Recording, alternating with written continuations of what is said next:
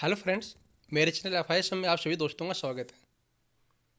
आप सब लोग जानते हो कि बाज़ार ऊपर की ओर जा रहा है और कितना ऊपर जाएगा ये कोई नहीं बता सकता। पर ये श्योर है कि जैसा मैंने हर वीडियो में आप लोगों को बताया था, विदेशों से पहले माल उठाते रहो। अभी मैं आपको ये कह रहा हूँ, अभी माल उठाने का मौका है, आप लोग भी बाइंग करो। अब मैं आज बात करने जा रहा हूँ आप लोगों के साथ कि कोई भी अगर आपके पास आता है और कहता है कि आप यहाँ पैसा लगाओ, यहाँ पैसा लगाओ, उसके दो अंग्रेजी के शब्द सुनकर आप पैसा मत लगाना। कि ज़रूरी नहीं है कि जिसको अंग्रेजी आती है वो शेयर मार्केट के बारे में जानता है। शेयर मार्केट के बारे में वो जानता है जो शेयर मार्केट को रोज़ाना 8 से 10 घंटे देता है। करंट इवेंट, हर करंट इवेंट के बारे में जानता है, देश के बारे में जानता है, हर इंडस्ट्री के बारे में जानता है और दुनिया के बारे में जानता है। वो स्टॉक मार्केट को समझ पाता है कि आज देश दुनिया में क्या हुआ है। शेयर बाज़ार के वो शब्द जिनको रिटेल इन्वेस्टर नहीं जानता और अपना पैसा किसी कहने पर भी लगा देते हैं, किसी के भी कहने पर लगा देते हैं। किसी ने टिप दे दी ये स्टॉक अच्छा है, वहाँ पैसा लगा दिया। किसी ने टिप दे दी ये स्टॉक बेकार है, घाटा खा कर वो स्टॉक को बेच दिया। ऐसा नहीं करना दोस्तों। इम्पोर्टेंट वर्ड्स, स्टॉक मार्केट के वो इम्पोर्टेंट वर्ड्स जो आपके लिए हमेशा काम आएंगे। आप चाहो तो इनको कॉपी में नोट कर सकते हो, ये आपके हमेशा काम आएंगे ही आएंगे। वीवेप, वॉल्यूम वेटेड एवरेज प्राइस, ये वो है जिस समय मार्केट सुबह सुबह जब ओपन होता है, तो अब में अगर ओपन हुआ है मार्केट, तो जो ट्रेडर होते हैं, हम ट्रेडर नहीं हैं, हम लोग इन्वेस्टर हैं। और मैं इंट्राडे के पक्ष में भी नहीं हूँ, ट्रेड के पक्ष में भी नहीं हूँ। अगर भाव ऊपर की ओर जाता है तो वो इसको ऊपर बाइंग करते हैं और उसके बाद में ये अनुमान लगाया जाता है कि आज ये स्टॉक ऊपर की ओर जाएगा और वहीं पर वो ट्रेडिंग करते हैं। IEP, इंडिकेट इक्विलिब्रियम प्राइस, मैं बहुत ही जल्दी वीडियो क्लोज करने की कोशिश करूँगा जिससे कि आप लोगों का समय भी खराब ना हो और आप लोगों को जल्दी से जल्दी समझ में आ जाए। AMC, असेट मैनेजमेंट कंपनी, जैसे निपुण लाइफ है, UTI असेट मैनेजमेंट है, HDFC असेट मैनेजमेंट है। इसी तरह से और भी कंपनियां जो हैं, जो थोड़े दिन पहले IPO आया था सन लाइफ का, बिरला सन लाइफ का, वो भी AMC में इंक्लूड है। AMFI, association of mutual fund in India, ये एसोसिएशन जो है म्यूचुअल फंड की इंडिया की है। CDSL, सेंट्रल डिपॉजिटरी सर्विसेज, ये आपको बताना चाहूँगा कि ये NSE की BSE दोनों पे लिस्टेड है। आप चाहो तो इसमें बाइंग कर सकते हो।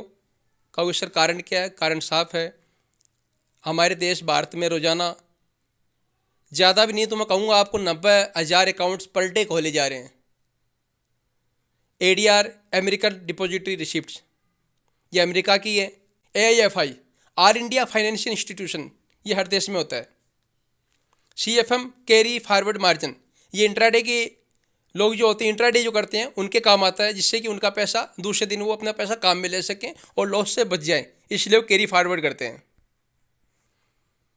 MCFF, modify carry forward system, ये भी इंट्राडे के काम में आता है।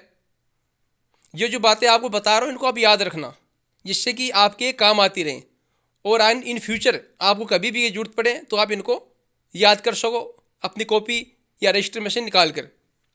DFIS, development financial institutions. EFT, electronic fund transfer, जो भी फंड हम ट्रांसफ़र करते हैं वो EFT के अंडर में आता है, इलेक्ट्रॉनिक फंड ट्रांसफ़र होता है वो। 5 पैसा में जैसे एक शेयर गिफ्ट में मिलता है तो वो भी EFT के थ्रू आता है। EPS, अर्निंग पर शेयर, हर शेयर की वैल्यू होती है, तो EPS हर शेयर की एक वैल्यू होती है, इसे EPS कहते हैं हम। वो क्वार्टर वाइज क्वार्टर या तो घटता है या बढ़ता है, उसी के आधार पर हम उसमें पोजीशन बनाते हैं। ETFs, एक्सचेंज ट्रेडेड फंड्स, ये आपको पता होना चाहिए। FDI, फॉरेन डायरेक्ट इन्वेस्टमेंट, फॉरनरों का जैसे कि पता होना हमको बहुत ज़रूरी है। FDRS, foreign deposit receipt. FIs, जैसा मैंने आपको बताया था, ये दबा के माल उठा रहे हैं और उठाते रहेंगे जब तक इनके पास पैसा रहेगा। एवरेज देने के लिए जो लिक्विडिटी रखते हैं वो अलग रखते हैं ये लोग, वो हमें भी रखना बहुत ज़रूरी है। एवरेजिंग जो पॉलिसी है वो हमें अपनाना बहुत ज़रूरी है। FIs, फॉरेन इंस्टीट्यूशनल इन्वेस्टर्स होते हैं। IPF, इन्वेस्टर प्रोटेक्शन फंड, ये भी बहुत ज़रूरी है।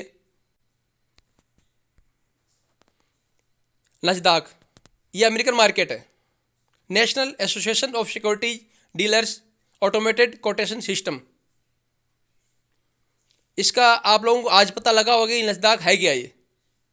इसलिए मैं कहता हूँ मार्केट में अगर रहते हो तो हर चीज़ को बारीकी से समझो। NBFCS, non banking financial companies, ये भी हर देश की होती है।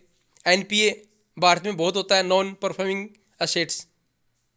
NRI, जो भारत में बाहर से आके बसे हुए हैं उनको हम NRI के अंडर में लेते हैं, जैसे तिब्बती शरणार्थी हमारे, नॉन रेजिडेंट इंडियंस। NSDL, जैसे CDSL है वैसे ही NSDL है, national securities depository limited. PDO, public debts office. PSUज, पब्लिक सेक्टर अंडरटेकिंग, कोई भी आपका पैसा लगाएगा तो कहेगा PSUज में पैसा लगा दो। अब PSUज पता नहीं है क्या ये। जो भी गवर्नमेंट के जो स्टॉक होते हैं वो PSUज हैं, वो किसी भी सेक्टर के हो सकते हैं, किसी भी सेक्टर, मेटर के भी हो सकते हैं, बैंक के भी हो सकते हैं, फाइनेंस के भी हो सकते हैं, किसी भी सेक्टर के हो सकते हैं ये। QUIBS, क्वालिफाइड इंस्टीट्यूशनल बायर्स, इनके बारे में पता होना आपको बहुत ज़रूरी है कि ये होते क्या हैं, ये इनकी बाइंग का एवरेज क्या होता है इनका, इनके बारे में पढ़ना आप लोगों को मज़ा आएगा। इसमें गूगल करके देखना एक बार आप लोग।